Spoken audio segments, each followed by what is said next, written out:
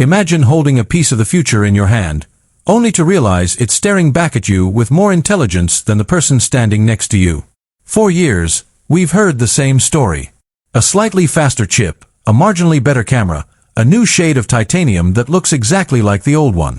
We've become numb to the Pro moniker. But today, the cycle of incremental updates has officially ended. This isn't just another smartphone. This is the iPhone 18 Pro Max, and it is the most controversial, powerful, and arguably frightening piece of technology Apple has ever released. If you think you know what a phone is capable of, I need you to clear your mind. Welcome to my channel Tech Launch. Subscribe my channel and click on the bell icon for the new tech updates. Because what Apple has done this year isn't just a hardware upgrade. It's a complete shift in how humans interact with the digital world. We are talking about the death of the interface as we know it. We are talking about silicon that thinks faster than a human brain. And most importantly, we're talking about a device that finally justifies that eye-watering price tag. But there's a catch. A massive, hidden cost that Apple didn't mention in the keynote. And by the end of this video, you'll understand why some people are calling the iPhone 18 Pro Max the beginning of the end for privacy. Let's start with the thing you can actually see, the design. For the first time in nearly half a decade, the silhouette has shifted. Apple has finally achieved the glass slab dream. The bezels, they're gone. Not thin, not reduced, but physically non-existent. The screen now flows over the edges in a way that makes the hardware disappear.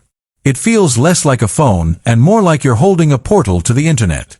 They're calling it the Infinity Crystal display. But the beauty is a distraction from the sheer engineering nightmare it took to get here. Beneath that glass lies a new structural thermal system.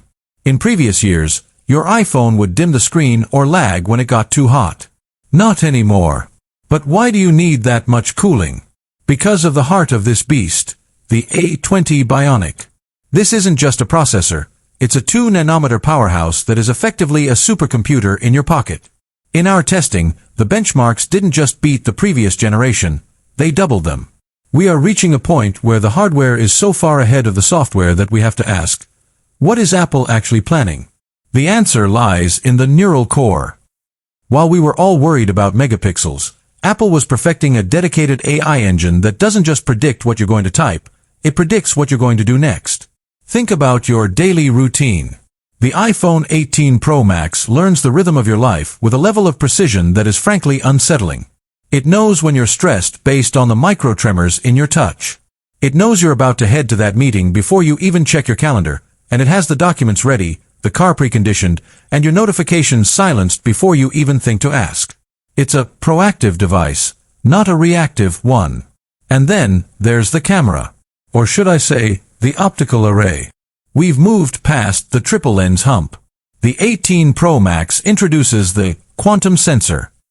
This isn't about more megapixels. It's about light. The sensor is now physically larger, capable of capturing data in near total darkness without a hint of noise. But the real magic is the variable depth lens. For the first time, we have true optical bokeh that isn't simulated by software.